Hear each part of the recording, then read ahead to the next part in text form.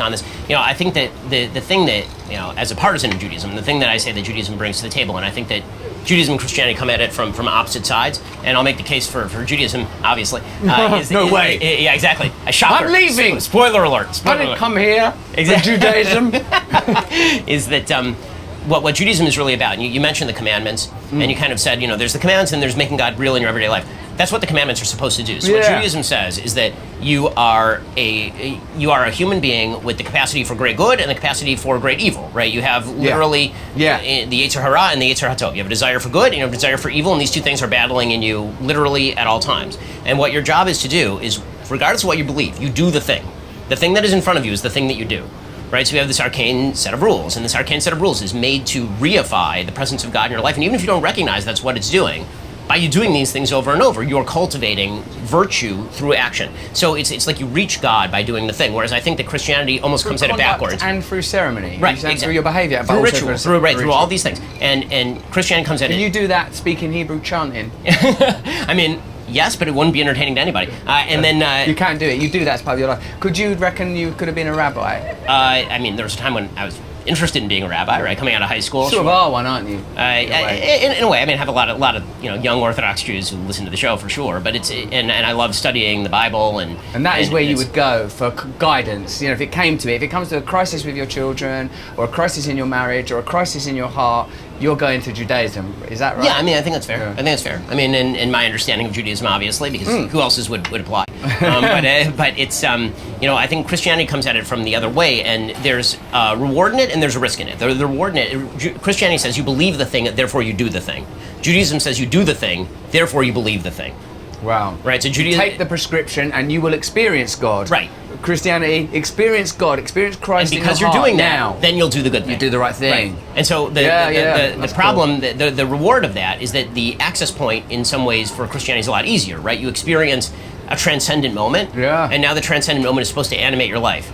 The danger is transcendent moments disappear real fast, right? You have a transcendent moment, and right now you're feeling God, and then 5 minutes from now you're not feeling God, right? I mean, if that's the message of the Book of Exodus, where they receive the Torah, the Ten Commandments on Mount Sinai, and 5 minutes later they're building a golden calf, right? The transcendent moment ends, you're building a golden calf. You idiots! Right? Well, you're not listening. Exactly. Well, no, it's this now. It's this. Which is, I think we're going to go with the golden cow. Exactly. But the Talmud just explained to you. Exactly. So but I think that the best advice and I think that gap has been sort of closed in the sense that Christianity then re-ritualized a lot of things, right? Christians still go to church even if they're not feeling it that day, or they still are enjoying to give charity even if they're not feeling it that day. All discipline is this. All discipline is this. But so I think that when it comes to raising kids, to get back to the question you asked earlier, it's not enough to provide kids with kind of general principles. You have to give them a thing to do and a purpose and a role to play every single day. I'm very big into the idea that human beings have roles. I don't think that the idea of human beings without roles really exists. I think that a human being living on a desert island by himself is not free. I think he's the greatest prisoner of all. Ask anybody who's been put in solitary confinement how free they are, right? Even if there were no boundaries, even if there were no walls, even if there were no doors, right? You're living on a desert island. You are not free. You have to have a role and a thing to do in life. You have to have a purpose and you have to have a meaning, and that comes with rules, right? That's the uncomfortable part. The purpose comes with a set of rules that, generally speaking, allow you to best achieve that purpose, but on average. I mean, there are always going to be exceptions to the rule, right? There are always going to be a group of people for whom the rules are really, really tough, and it's asking a lot of them, and that's a real challenge. And we as a society have to say, okay, well, the rules still apply, but we understand that you're having a really tough time with the rules. I think one of the things that we've done as a society, however, is we've taken the people to whom the rules are the toughest to apply, and we've said, well, because it's very hard for this person to apply this rule in their life, the rule should just be obliterated, because the rule is very uncomfortable for people. And I think, if I may interject sure. at this point, Ben, that the values and principles have have been lost and abandoned and subtly replaced by very broad but compelling and somewhat insidious ideas derived from rationalism, such as individualism, progressivism, materialism. I agree with all of this. I totally agree with this. I mean, so there's a great book called The Rise and Triumph of the Modern Self by Carl Trueman. I've cited it a lot. And it's, I think, the most important book written in the last 10 years. In which he traces the rise of radical individualism at the beginning of the 19th century, like tail end of the 18th century, beginning of the 19th century. And what he says is that the way that people interacted with the world before, and this goes back to what we were talking about with children, how you have to civilize them, is that who you are, who Russell is, who I am, it's not what I feel inside me. That's really not who I am. Who I am is my how I interact with the world, how I interact with the institutions around me. This is what helps create me, shape me, and make me who I am. And so what I feel on the inside of me is significantly less important than what I do and how I act in the world around me.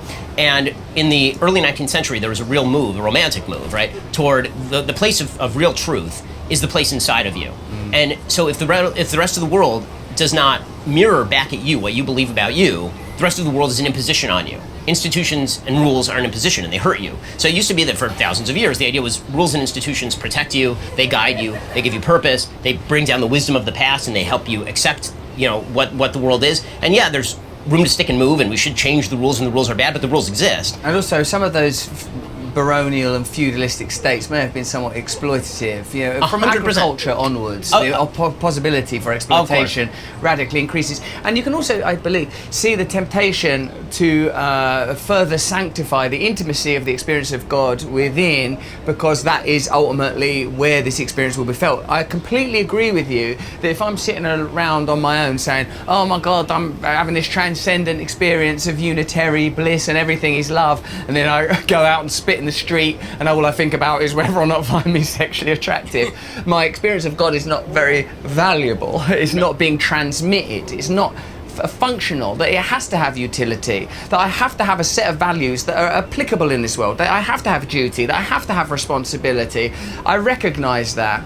But when I listen to you and your obvious understanding and devoutness to your faith, I wonder if it's even conceivable to envisage a Ben Shapiro without that, and how what your understanding is of people, like you said, like those rules that we're affording, people that don't have access to those rules or access to advantage. Or feel marginalized by the rules or whatever. Right, yes. yeah. So I wonder, that. See, I've got this hope, and do you share it? That all of us that are devout will at some point align necessarily, because God is real. Because God is real. So we will naturally arrive at the point where the universals are expressed: service of others, acceptance, gratitude, love, duty. These things will come through us to a point where all of the ephemera and, as you say, pragmatism, which I recognise these things are real. I have lived without means before, so I know what it's like to not be able to make the world do what you want it to do.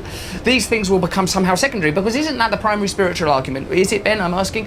The primary spiritual argument is, whilst our conduct is informed by this intimate, transcendent experience, we are prioritizing, and our behavior, we are prioritizing it. That is our ultimate reality. Our ultimate reality is God. It's ineffable. We only experience a tiny amount of all potential realities, but we feel this thing that's going to override our lust. It's going to override our greed. It's going to override our ego. And I feel that my optimism, as opposed to that your declared pessimism, is that if I do my best as a spiritual man, it's going to make the world better. I mean, yes, but again, I think spirituality almost like, a dammed body of water, right? It's this huge damn body of water with enormous kinetic power, right? It's gonna, when you unleash it, it's gonna be overwhelming. The question is, can you unleash it in channels that are going to generate actual useful power for people, or does it just kind of spill over? Does it diffuse? Does it evaporate? What you do with your spiritual power does require a set of channels in order for that to move. I mean, the way that I've started to think about, I keep going back to what is the ultimate purpose of human life. Yeah. The way that I like to think about it, and I think that because I think it's true, because I'm always right, of course. But it's if you go to a cemetery and you look at the headstones, that's the purpose of human life. Every headstone says the same thing: beloved father, beloved brother, beloved mother, rabbi, priest, right? Particular roles, teacher, right? Things that you did, roles that you filled for other people. You know what it doesn't say? How you felt about yourself. It doesn't say any of that crap on a tombstone. Because guess what? Nobody remembers that stuff. That's not the stuff that mattered about you. What you felt was not what mattered about you. What your relationship was with the world and the roles that you filled, that the world needed you to fill. That's that you were, by the way, forget about God for a second, that you were built by evolutionary biology to fill. Right? Those roles are vital. And if we deprive ourselves of those roles, which I think is what we've been steadily doing, those roles originally were developed. If you don't want to talk about God, let's not talk about God. They were developed by evolutionary biology and culture, which is a form of evolutionary biology in the end. They were developed by these things in order to mitigate against disease, death, famine, right? All of these things were built. You were a father because you were designed in order to create children and then protect those children and protect your wife. This is what you were created to do, right? Evolution has driven you to do this thing, which is why it's common across societies. These are the same thing is true of being a husband. The same thing is true of being a person who's curious about the world and seeking to create. Human beings have a natural propensity to create. Why? Because, again, creation allows you to provide more resources for your family. It also allows you to retain information for the future, right? All of these things are innovation, right? These are roles that human beings fulfill. And when you fulfill those roles, this is what makes life worth living. And so any system that destroys those things is a problem. Well, by becoming so, my favorite Bible verse lately has been a Bible verse that takes place in Deuteronomy, where it says, Jeshurun got fat and kicked. And basically the idea is, that Jeshurun being another name for Israel, the people of Israel, that we get fat and we kick. What it means is we get pretty self-satisfied, right? Death is far away. Disease is far away. All these things are far away. We don't need any of these roles anymore. We can explode all of those institutions. Do we need fathers in a society where somebody else can fill the bill, where money can come in and fit that bill? Do we need teachers in a world where you can just kind of do what you want and you'll be taken care of? Do we need any of these roles? And the answer is, on a material level, no, you don't actually. You don't actually need those roles on a material level anymore. But guess what? Human beings were constructed to fulfill those roles, and I think one of the reasons you're seeing such chaos among men who feel completely lost, high levels of suicide, high levels of alienation, and among young women who are not engaging in I think, relationships that they feel are fulfilling. And you see, like, there was this video that was going around, if you saw this video from a podcast